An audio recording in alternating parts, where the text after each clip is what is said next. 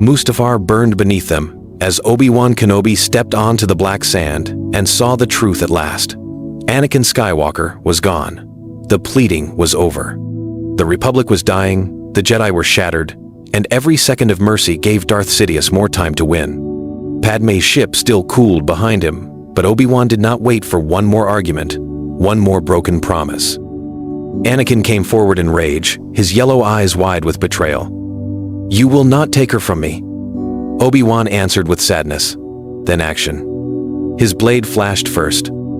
The duel erupted fast and brutal. No careful circling, no long debate. Obi-Wan drove Anakin back across the landing platform, forcing him away from Padme, away from the ship, away from any path of escape. Anakin attacked like fire itself, heavy and reckless, feeding on hate. Obi-Wan gave ground only to control the fight. He knew every move, every habit, every burst of pride. On the narrow service arm above the lava river, he struck Anakin's saber aside and cut deep across his chest. Anakin slipped. One desperate step found nothing. He fell into the furnace glow below, caught a pipe with one hand, and screamed in pure hatred. Obi-Wan stood above him, shaking, blade raised, seeing not a brother, but the monster who had helped murder children in the temple.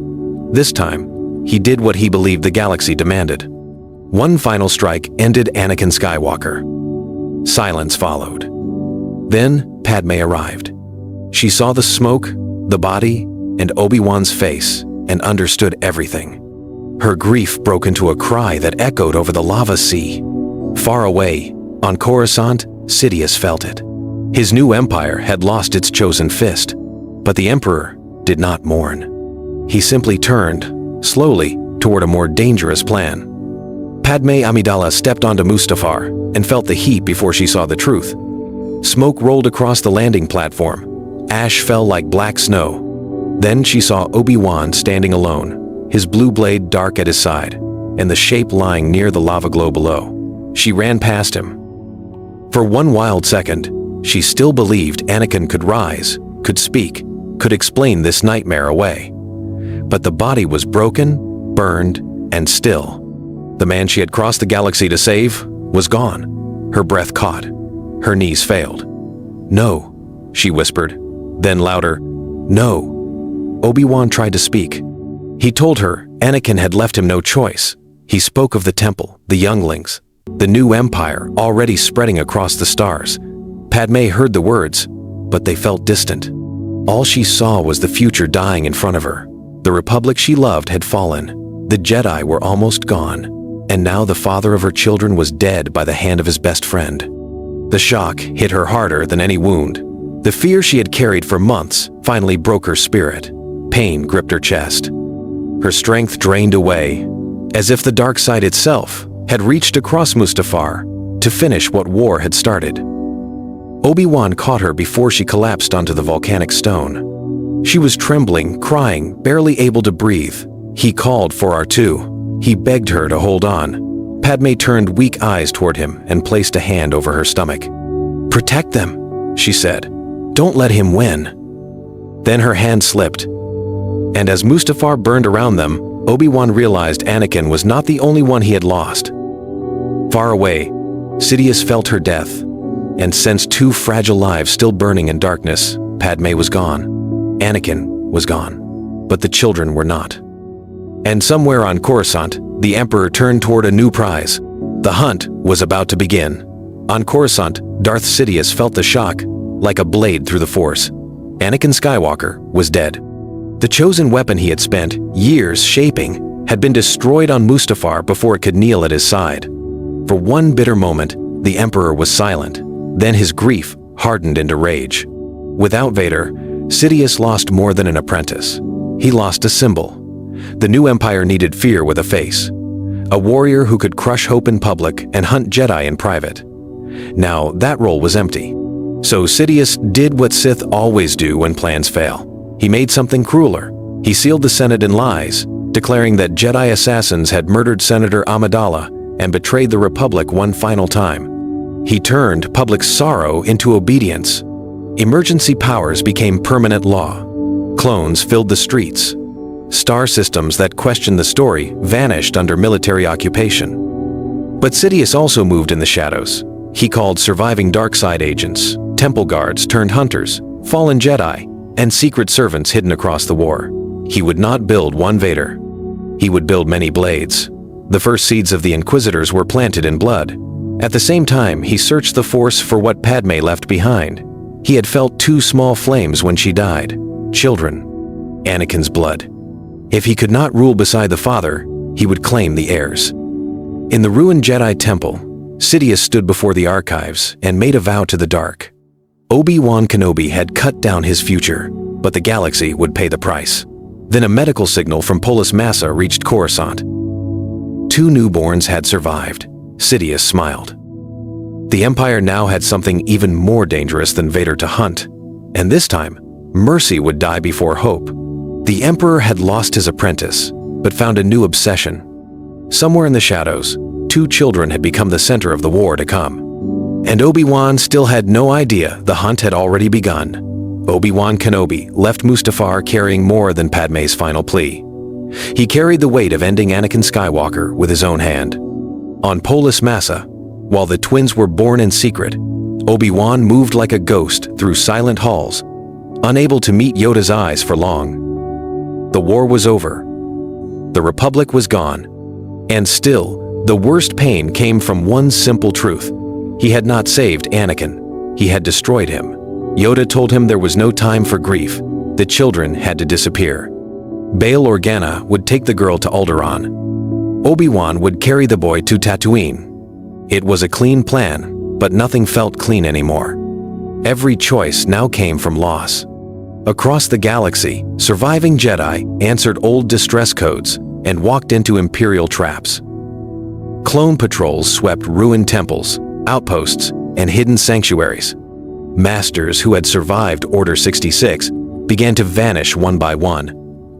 Obi-Wan heard reports through whispers and broken channels, but he did not move. He stayed hidden because he believed the twins mattered more than one more lost battle. That decision poisoned him. On Tatooine, he watched the Lars homestead from a distance and built a life from dust, silence, and regret.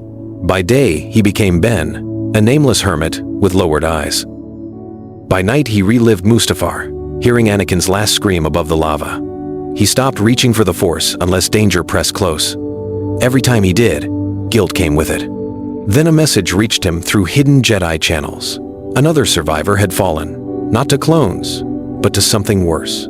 A hunter with a red blade. Not Sith, not Jedi, something new. Obi-Wan looked toward the twin suns setting over the desert and felt the future darken again. The Empire was learning to hunt. Obi-Wan had hidden from the war, but the war was changing without him. A new kind of killer was rising in the shadows of the Empire, and soon, every surviving Jedi would feel its blade. Without Vader, the Empire needed new monsters. Sidious could not place one towering enforcer at the center of his rule, so he built a system instead. From the ruins of the Jedi Temple, from prison cells, battlefields, and secret interrogations, he gathered the broken, former temple guards, fallen Padawans, survivors twisted by fear. Each was offered one choice: serve the Empire or die forgotten. Thus, the Inquisitors were born. They did not have Vader's power, but they made up for it with reach. They traveled in packs, struck fast, and spread terror across dozens of worlds at once. One hunted rumors, one tracked Force signatures, one broke prisoners until names and coordinates spilled out. Sidious trained them to think like predators. If one Jedi escaped, another trap waited ahead. Soon, the hidden survivors of Order 66 learned the difference. Under Vader, the hunt would have been personal and brutal. Under the Inquisitors, it became constant. Safe houses burned. Contacts vanished. Old Jedi codes were copied, twisted, and sent back out as bait. Hope itself became a weapon the Empire could use against its enemies. Across the Outer Rim, one master after another fell. Some died in open battle. Others were dragged to black sites and turned into examples. Even Jedi who abandoned their sabers were not spared. The Empire wanted fear, not justice. On Tatooine, Obi-Wan felt each loss like an echo through the Force. He realized hiding Luke was no longer enough. The enemy was adapting. The hunt was widening. And somewhere beyond the desert, one inquisitor had begun following whispers about a senator's lost children. That was the moment the shadows stopped feeling distant. The Empire was no longer searching for Jedi alone. It was searching for Skywalker blood, and the first clue pointed back to the flames of Mustafar. The Inquisitors were no longer chasing the past. Now they were hunting the future. And Obi-Wan still did not know how close they were getting. On Tatooine, Luke Skywalker grew up beneath hard suns and harder truths. Owen Lars never spoke of heroes unless he meant them as warnings. Jedi brought war. Pilots died young. Dreamers got people killed. So Luke learned to fix vaporators, watch the horizon, and bury the strange pull he felt whenever danger stirred nearby. Obi-Wan watched from a distance, never close enough to be family, never far enough to stop caring. He saw Anakin in the boy's restless energy, but not the anger. Luke was open, hopeful, hungry for a life bigger than dust. That hope scared Obi-Wan more than rage ever had. Hope made people reach, and reaching exposed them. On Alderaan, Leia Organa lived inside a different prison. She was raised among diplomats, guarded halls, and careful smiles.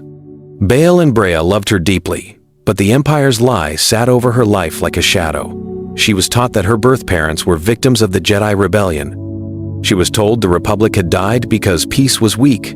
Yet even as a child, Leia sensed the cracks. Senators lowered their voices when Imperial envoys arrived. Friends disappeared after speaking too boldly. Truth was always near, but never spoken. As the years passed, both children became symbols of what Anakin and Padme might have been together. Luke carried freedom in his heart. Leia carried fire in her mind. Separate, they survived. Together, they could threaten an empire. And that was exactly what Sidious began to realize. An Inquisitor report reached Coruscant with one dangerous detail. Senator Organa had been protecting more than refugees. The Emperor said nothing, but his eyes narrowed.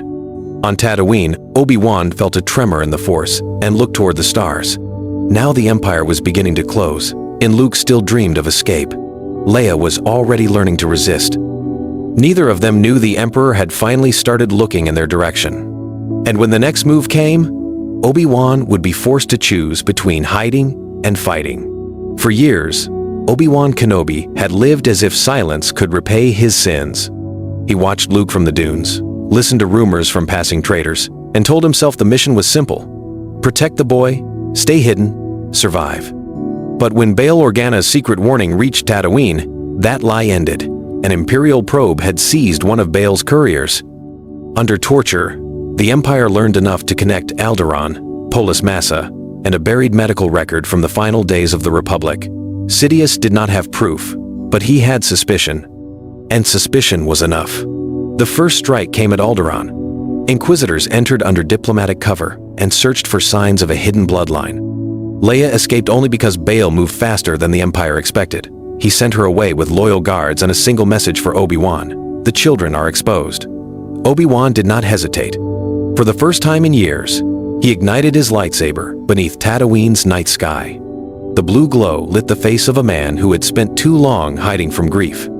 He left Luke with Owen and Beru, then rode into the desert to meet Bail's ship. But the rescue became a battle. Imperial scouts had followed Leia's trail to a moon above Naboo. Obi-Wan fought through purge troopers, shielded the princess, and faced an Inquisitor who mocked Anakin's death. Kenobi answered with steel, cutting the hunter down and escaping with Leia into open space. Then, the truth hit harder than any blade. This had never been about one child. Sidious wanted both.